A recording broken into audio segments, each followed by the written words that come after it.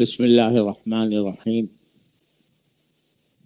الحمد لله رب العالمين، والصلاة والسلام على سيدنا ومولانا محمد خاتم النبيين وإمام المرسلين وعلى آله وأصحابه أجمعين وعلى كل من تبعهم بإحسان إلى يوم الدين. أما بعد، فأعوذ بالله من الشيطان الرجيم. بسم الله الرحمن الرحيم. يا أيها الذين آمنوا إذا لقيتم فئة فاثبتوا واذكروا الله كثيرا لعلكم تفلحون. صدق الله العظيم. محترم بزرگوں، دوستوں اور بھائیوں، السلام علیکم ورحمۃ اللہ وبرکاتہ۔ یہ آیت کریمہ جو میں نے ابھی آپ کے سامنے پڑھی، یہ سورہ انفال کی آیت ہے، اور اللہ تبارک و تعالی نے قرآن کریم میں ہمیں ہر قسم کی صورتحال سے دو چار ہونے کے وقت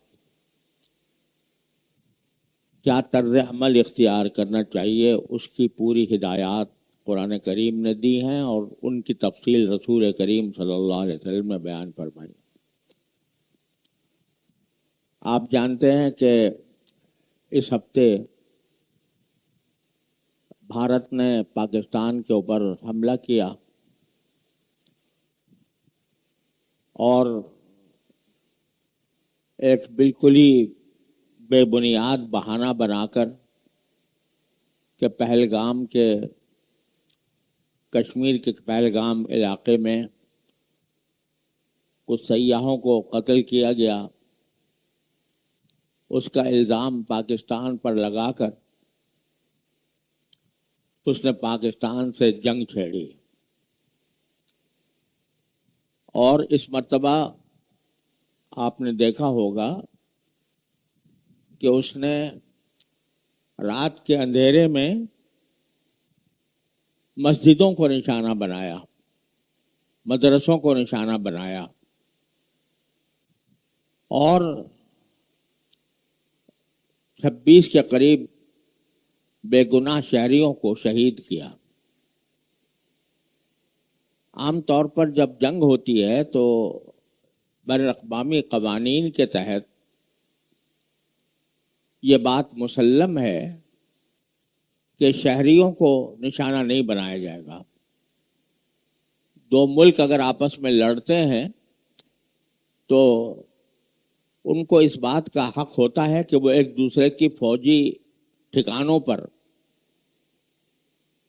حملے کریں، اس بات کا حق جنگ کے دوران ان کو ملتا ہے۔ لیکن شہریوں کو نشانہ بنانا جو براہ راست جنگ میں شریک نہیں ہیں، ان کو نشانہ بنا کر انہیں شہید کرنا، یہ بین الاقوامی قوانین کی کھلی خلاف ورزی ہے۔ اور خاص طور پر عبادت گاہوں کو نشانہ بنا کر ان پر حملے کرنا، یہ بھی ایک طرف بین الاقوامی قوانین کی خلاف ورزی ہے، اور ساتھ ساتھ یہ حملہ کرنے والے کی کمینگی پر دلالت کرتا ہے۔ اور یہاں بہاولپور کے علاقے میں اس نے مسجدیں شہید کی، مدرسے شہید کیے، اس میں قرآن کریم کے نسخوں کی بے حرمتی کی گئی، قرآن کریم کے نسخے جلائے گئے۔ بہاولپور میں بھی، مریدکے میں بھی، اور گوٹکی میں بھی مسجدوں کو نشانہ بنایا گیا۔ یہ اس بات کا ثبوت ہے کہ بھارت کے پیش نظر اسلام دشمنی کے سوا اور کچھ نہیں۔ اسلام دشمنی کے جذبے کے تحت اس نے مسجدوں کو نشانہ بنایا، مدرسوں کو نشانہ بنایا، شہریوں کو شہید کیا، اور اس پر اکتفا نہیں بلکہ کل کا دن اس نے سارا پاکستان کے اندر ڈرون بھیج کر مختلف علاقوں میں ڈرون گرانے کی کوشش، ڈرون کے ذریعے حملہ کرنے کی کوشش کی۔ اللہ تعالیٰ کا فضل و کرم ہے، اس کا انعام و احسان ہے کہ پاکستان کی افواج کی طرف سے ان کے حملے کو روکا گیا، اور اس کے وہ رافیل طیارے جن پر اس کو بڑا ناز تھا، الحمدللہ پاکستان کے ایئر فورس نے ان کو گرایا۔ اور یہ رافیل طیارہ کوئی معمولی طیارہ نہیں ہے، بہت مہنگا طیارہ ہے، اور فرانس کا بنا ہوا ہے، اور فرانس کی جس کمپنی نے بنایا اس نے اعتراف کیا ہے کہ ہمارے طیارے گرائے گئے ہیں، اور اس کی وجہ سے فرانس کی جو کمپنی یہ طیارے بناتی ہے اس کے شیئر جو ہیں وہ تیزی سے نیچے گر گئے۔ الحمدللہ ہمارے جانبازوں نے ان رافیل طیاروں کو بھی گرایا، اور ہماری اطلاع کے مطابق الحمدللہ 6 طیارے ان کے اسی رات میں گرائے گئے، اور ان کا ایک بریگیڈ کا مرکز جو ہے وہ اس کو نشانہ بنا کر اس کو تباہ کیا گیا۔ کل کے جو ڈرون انہوں نے بھیجے تھے وہ ملک کے مختلف خطوں میں گرائے گئے، اور 25 ڈرون ہماری افواج نے گرائے۔ ڈرون وہ طیارہ ہوتا ہے کہ جس میں کوئی پائلٹ نہیں ہوتا، چلانے والا نہیں ہوتا، بلکہ خود بخود وہ جاتا ہے اور جا کر کہیں بمباری کرتا ہے۔ تو بمباری کرنے کے لیے اس نے 100 کے قریب ڈرون بھیجے تھے، جس میں سے 25 کا الحمدللہ گرا لیے گئے، اور ایک ڈرون ہمارے قریب کوٹ کے اندر بھی آ کر گرا، اس کا بھی ایک بالکل بے گناہ شہری کے گھر کو تباہ کر دیا گیا، اس کے چھت تباہ کر دی گئی۔ تو یہ جارحیت کا مظاہرہ بھارت کی طرف سے ہوتا رہا ہے، اور اب اس نے ایک نئی شکل اختیار کی ہے۔ الحمدللہ ہمارے پاس قرآن و سنت کی تعلیمات ہیں۔ ایک طرف رسول کریم سرور دو عالم صلی اللہ علیہ وسلم کا یہ ارشاد ہے کہ لا تتمنوا لقاء العدو، دشمن سے مقابلہ کرنے کی تمنا نہ کرو، یعنی یہ تمنا نہ کرو کہ ہماری مٹبھیڑ ہو جائے کسی دشمن سے، اپنی طرف سے کوئی تمنا نہ کرو کہ تمہاری کسی دشمن کے ساتھ مٹبھیڑ ہو۔ یہ اللہ تعالیٰ کی طرف سے نبی کریم صلی اللہ علیہ وسلم نے امت کو یہ پیغام دیا ہے کہ جنگ کی خواہش نہ کرو۔ جنگ اپنی ذات میں کوئی اچھی چیز نہیں ہوتی، اس سے تباہیاں پھیلتی ہیں، اس سے بربادی ہوتی ہے، اس سے قتل و خونریزی ہوتی ہے، وہ اپنی ذات میں کوئی اچھی چیز نہیں ہے۔ لہذا تم تمنا نہ کرو، اور اپنی طرف سے کوشش نہ کرو کہ ہمارے اوپر دشمن حملہ کرے۔ لا تتمنوا لقاء العدو، جس کے معنی یہ کہ تم امن سے رہنے کی کوشش کرو حتی الامکان۔ لیکن آگے فرمایا فَإِذَا لَقِيتُمْ فَاثْبُتُوا، لیکن اگر مقابلہ ہو جائے تو پھر ثابت قدم رہو، اور ثابت قدم رہ کر دشمن کا پوری عزیمت کے ساتھ، استقلال کے ساتھ، ثابت قدمی کے ساتھ مقابلہ کرو۔ یہ آیت کریمہ جو میں نے ابھی آپ کے سامنے پڑھی،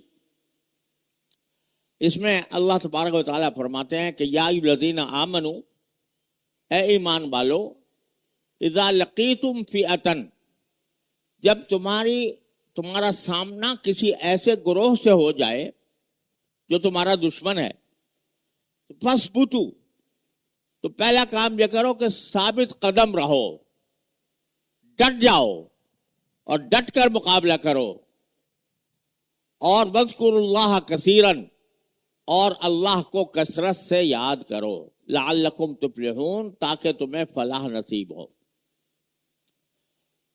تو اللہ تعالیٰ نے یہ فرمایا، یہاں پر بھی اللہ تبارک و تعالیٰ نے فرمایا کہ اگر تمہارا مقابلہ ہو ہی جائے تو پھر پہلا کام یہ کرو کہ فثبتو، ثابت قدم رہو.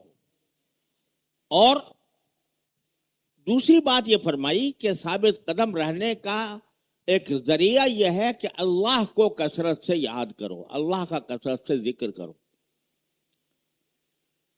صرف اپنے اسلحہ پر اور اپنی قوت بازو پر بھروسہ نہ کرو، بلکہ اللہ کا کثرت سے ذکر کرو، اللہ کو یاد کرو، اللہ سے دعائیں کرو، اللہ تبارک و تعالیٰ کی عظمت کا اقرار کرو، اور چلتے پھرتے اٹھتے بیٹھتے تمہاری زبان پر اللہ کی حمد و ثنا ہو، اللہ تعالیٰ کا ذکر ہو، تو انشاءاللہ کیا ہوگا؟ لعلکم تفلحون، تمہیں فلاح حاصل ہوگی، کامیابی حاصل ہوگی. تو آج اس موجودہ حالات کے اندر اس وقت صورتحال یہ ہے کہ ہم ایک طرح سے حالت جنگ میں ہیں. ہماری پروازیں اس وقت معطل ہیں، اور پاکستان نے فضائی حدود استعمال کرنے سے انڈیا کو بھی روکا ہوا ہے، اور ہر وقت دشمن اس طاق میں ہے کہ ہمیں کوئی نقصان پہنچائے. اللہ تعالیٰ کا فضل و کرم ہے کہ ابھی تک کوئی بڑا نقصان نہیں پہنچا سکا. ہمارے جو شہری شہید ہوئے ہیں وہ اللہ تبارک و تعالیٰ کے ہاں شہداء کا درجہ پا گئے، اور قرآن کریم نے فرمایا کہ جو اللہ کے راستے میں جو لوگ شہید ہوتے ہیں تو ان کو تم مردہ نہ کہو، بل احیاء عند ربہم یرزقون، وہ زندہ ہیں اپنے پروردگار کے پاس، اور ان کو مسلسل رزق دیا جا رہا ہے.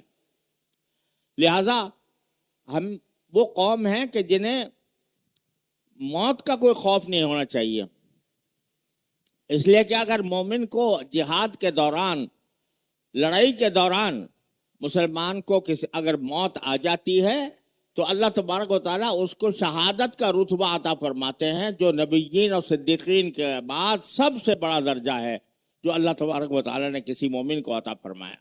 جس وقت حضرت عمر رضی اللہ تعالیٰ عنہ کا مقابلہ ہوا تھا روم کی افواج سے، روم اس سے سپر پاور سمجھی جاتی تھی، اور سپر پاور سے مقابلہ ہوا تھا، تو حضرت فاروق اعظم رضی اللہ تعالیٰ عنہ نے روم کے بادشاہ کو یہ پیغام بھیجا تھا کہ میں تمہارے پاس ایک ایسی قوم بھیج رہا ہوں کہ جو موت کو اتنا پسند کرتی ہے جتنا تم زندگی کو پسند کرتے ہو. تم تو زندگی کو پسند کرتے ہو اور زندگی کی لذتیں اٹھانا چاہتے ہو، اور ہماری قوم وہ ہے صحابہ کرام رضی اللہ تعالیٰ عنہم کی کہ جس کو شہادت کا درجہ حاصل کرنے کے لیے موت اس کو بہت زیادہ پسند ہے. یہ وہ صحابہ ہیں کہ جن میں سے کسی صحابی کے سینے کے اوپر آ کر تیر لگتا ہے، خون کا فوارہ ابلتا ہے، تو بے ساختہ زبان پر جو کلمہ آتا ہے وہ یہ فزت ورب الکعبہ، کہ رب کعبہ کی قسم میں کامیاب ہو گیا. مجھے آ کر تیر لگا، میرے جسم سے خون بہا، اور وہ خون بہ کر میں اب شہادت کے رتبے پر جانے والا ہوں، تو میں کامیاب ہو گیا. رب کعبہ کی قسم، میرے آدمی کے جسم کے اوپر آ کر تیر لگے، خون کا فوارہ ابلے، تو وہ ہائے ہو کرے، کوئی چیخ پکار کرے، لیکن وہ یہ کہہ رہے ہیں کہ میرے رب کعبہ کی قسم میں کامیاب ہو گیا. لہذا شہادت تو اللہ تبارک و تعالیٰ کے فضل و کرم سے مومن کے لیے ایک ایسی نعمت ہے کہ اس نعمت کی ہر ایک انسان تمنا کرتا ہے. لیکن اس وجہ سے جو مسلمان ہے وہ کبھی پیٹھ پھیر کر نہیں بھاگتا، وہ سب ثابت قدمی کا مظاہرہ کرتا ہے کہ ثابت قدم رہو. ایک تو قرآن کریم نے یہ ہدایت دی ہے، اور دوسری جگہ ایک ہدایت یہ دی ہے کہ وَلَا تَنَازَعُوا فَتَفْشَلُوا وَتَذْهَبَ رِيحُكُمْ وَاصْبِرُوا، کہ جب جہاد کا موقع آ جائے اور کوئی کافر تمہارے اوپر حملہ آور ہو، تو اس صورت میں تم پہلا کام یہ کرو کہ آپس میں لڑو نہیں، آپس کے اختلافات کو بالائے طاق رکھ دو. یہ جو مسلمانوں کے اندر جو سب سے بڑا مرض پیدا ہوتا ہے وہ فرقہ بندی کا ہوتا ہے. وہ سیاسی اختلافات ہوتے ہیں, وہ مسلکی اختلافات ہوتے ہیں, اس کی وجہ سے مسلمانوں میں تفریق ہو جاتی ہے کہ یہ فلاں فرقے کا ہے, یہ فلاں فرقے کا ہے, یہ فلاں سیاسی جماعت کا ہے, یہ فلاں سیاسی جماعت کا ہے. ان کے درمیان تفریق پیدا ہو جاتی ہے. تو قرآن یہ کہتا ہے کہ جب جہاد کا مرحلہ پیش آ جائے تو سارے اختلافات کو بالائے طاق رکھ دو. ساری قوم, پوری امت ایک جسد واحد کی طرح کھڑے ہو کر دشمن کا مقابلہ کرے. اپنے مسلکی اختلافات بھی بھول جاؤ, اپنے سیاسی اختلافات بھی بھول جاؤ, اور سب ایک سیسا پلائی ہوئی دیوار کی طرح متحد ہو کر مقابلہ کرو. ولا تنازعوا, آپس میں لڑنا جھگڑنا ختم کر دو. کیوں؟ اس لیے کہ اگر آپس میں جھگڑو گے فتفشلوا, تو تمہیں ناکامی کا سامنا کرنا پڑے گا. فتفشلوا وتذهب ريحكم, اور تمہاری ہوا اکھڑ جائے گی. لہذا جہاد کے موقع پر سب ایک جسم کی طرح متحد ہو کر ایک ہی مقصد کو سامنے رکھیں, اور وہ یہ کہ اپنے دین کی, اپنے ملک کی, اپنی قوم کی حفاظت کرنی ہے. اس کے لیے سارے مسلمانوں کو متحد ہونا چاہیے. اور اس وقت متحد ہونے کا راستہ یہ ہے کہ ساری قوم اپنی پاکستانی افواج کے پشت پر کھڑی ہو. کوئی فوج اس وقت تک کامیاب نہیں ہو سکتی جب تک کہ عوام کی پشت پر اس کو حاصل نہ ہو.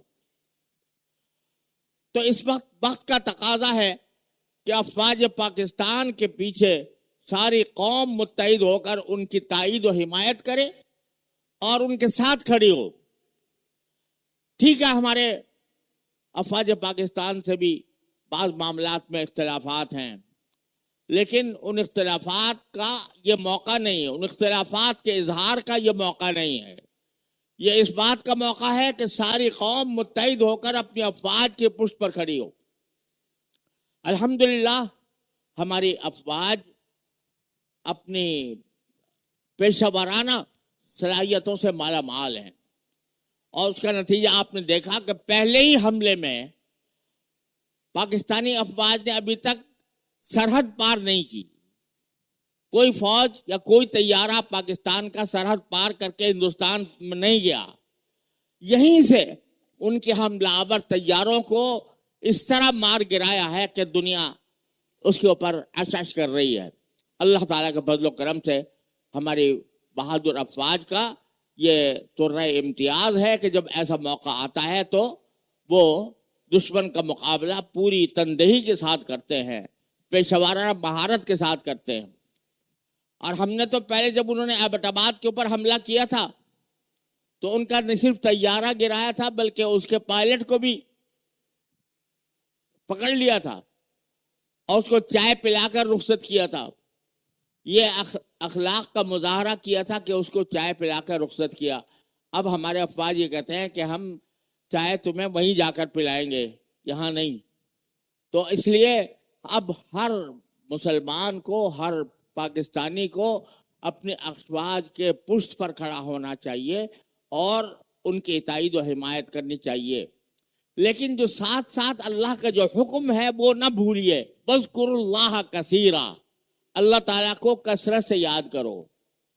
آج عام مسلمان خود جا کر سرحد پر لڑنے کی پوزیشن میں نہیں ہے کہ خود جا کر لڑے, لیکن وہ ایک کام یہ کر سکتا ہے کہ اپنی افواج کی حمایت کرے اور اللہ کو کثرت سے یاد کرے. اس زمانے کے اندر ہونا چاہیے کہ ہر انسان اپنی ڈیوٹی جس مقام پر بھی ہے وہ اپنی ڈیوٹی کو وہ جہاد سمجھ کر ادا کرے اور اس اپنے فرائض کی پوری تکمیل کرے. اور جو ہمارے معاشرے کے اندر گندگیاں پھیل گئی ہیں رشوت کی, لوگوں کے حق تلفیوں کی، اس سے اپنے آپ کو بچا کر اور خالص اللہ کے ذکر کی طرف متوجہ ہو۔ ہر مسلمان ہر نماز کے اندر دعا کرے، اپنے پاکستان کی حفاظت کی دعا کرے، دشمن کی ہلاکت کی دعا کرے۔ یہ آج ہم سب کا فریضہ ہے، بذکر اللہ کثیراً، کثرت کے ساتھ اللہ کا ذکر کرو۔ ہو سکے تو آیت کریمہ ہر وقت زبان پر رہے، لا الہ الا انت سبحانک انی کنت من الظالمین، یہ رہے، اللہ تعالیٰ کی حمد و ثنا رہے، اللہ تعالیٰ سے دعائیں ہوں کہ یا اللہ ہمیں دشمن کے شر سے ہماری حفاظت فرمائیے۔ اور ایک جملہ خاص طور پر جو حدیث میں جو سکھایا گیا وہ یہ ہے کہ اللہم انا نجعلک فی نحورہم ونعوذ بک من شرورہم، اس کی کثرت کریں۔ اور یہ معاملہ صرف پاکستان اور بھارت کا نہیں ہے، در حقیقت اسرائیل نے جو ظلم و ستم ڈھایا ہے فلسطین کے اوپر، تو اسی اسرائیل نے اپنے اسلحہ ہندوستان کو فراہم کیے۔ یہ جو کل جو ڈرون آئے ہیں ان کے بارے میں سارے یہ ہمارے جو جاننے والے حضرات ہیں وہ یہ بتاتے ہیں کہ یہ جو ڈرون آئے ہیں یہ اسرائیل کے بنے ہوئے ڈرون تھے اور وہ استعمال ہو رہے ہیں۔ تو وہ چاہتے ہیں کہ پورے عالم اسلام میں اس وقت الحمدللہ پاکستان واحد وہ ملک ہے جو عسکری اعتبار سے الحمدللہ دشمنوں پر فوقیت رکھتا ہے۔ اس کی ٹیکنالوجی، اس کی ایٹمی طاقت وہ دوسرے ملکوں سے الحمدللہ زیادہ ہے۔ لہذا اسرائیل یہ چاہتا ہے کہ کسی طرح پاکستان کو ختم کیا جائے، اور اس نے ہندوستان کے ساتھ گٹھ جوڑ کر کے یہ حملہ کرایا ہے، کیونکہ یہود اور ہنود یہ دو زبردست قسم کے دشمن ہیں ہمارے، یہود اور ہنود۔ یہ سمجھو کہ انڈونیشیا سے لے کر مراکش تک اگر آپ دیکھو سارے مسلمان ملکوں کی ایک زنجیر چلی آ رہی ہے، ایک دوسرے کے ساتھ وابستہ ہیں۔ بیچ میں یہ دو ملک ہیں، ایک یہود کا اسرائیل جو اس نے اپنے ناجائز طور پر قائم کیا، اور دوسرے ہنود۔ افسوس ہے کہ ہم نے ان کے ساتھ، جب ہماری حکومت تھی بھارت کے اوپر مغلیہ حکومت تھی، تو اس مغلیہ حکومت میں مسلمانوں نے ہندوؤں کے ساتھ بہت ہی زیادہ نرمی کا اور بہت زیادہ اخلاق کا مظاہرہ کیا ہنود کے ساتھ، ان کو ہر طرح کی سہولتیں فراہم کی۔ لیکن آج جب یہ لوگ غالب آئے ہیں اور ان کی حکومت آئی ہے تو مسلمانوں کے ساتھ زیادتیوں کے واقعات آپ سنتے رہتے ہوں گے۔ اسی زیادتی کا ایک صلہ یہ ہے کہ وہ پاکستان پر حملہ آور ہوئے ہیں۔ لہذا معاملہ صرف پاکستان کا نہیں ہے، پورے عالم اسلام کا ہے۔ اس وقت پاکستان پورے عالم اسلام کی واحد امید ہے، اور اگر خدا نہ کرے پاکستان کو کوئی نقصان ہوتا ہے تو پورے عالم اسلام کو اس کو نقصان پہنچے گا۔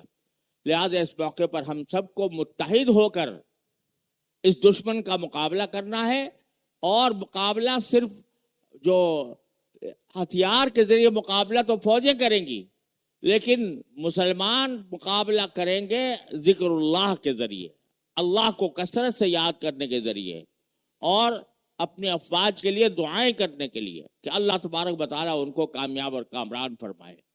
ہر مسلمان کا اس وقت یہ فریضہ ہے، اللہ تبارک و تعالیٰ ہم سب کو ان فرائض پر عمل کرنے کی توفیق عطا فرمائے۔ وآخر دعوانا الحمدللہ رب العالمین۔